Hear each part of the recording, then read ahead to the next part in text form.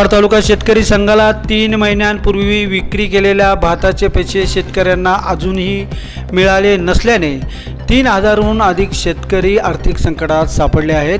मुरबाड तालुका शेतकरी संघामार्फत 6782 शेतकऱ्यांकडून 1,38,253 क्विंटल भात खरेदी केला। त्यापैकी 3606 शेतकऱ्यांना भाताचे पैसे मिळाले। मात्र 3000हून अधिक शेतकऱ्यांना अजूनही आपल्या हक्काचे पैसे न मिळाल्याने मुरबाड तालुक्यातील शेतकऱ्यांवर आर्थिक संकट ओढावले आहे। तर पावसाळ्यापूर्वी शेतकऱ्यांना शेतीच्या कामासाठी पैशाची नितांत गरज असल्याने लोकमित्र रमेश हिंदूराव यांनी शेतकऱ्यांना लवकरात लवकर पैसे द्यावेत अशी मागणी अन्न व नागरी पुरवठा मंत्र्यांकडे केली आहे।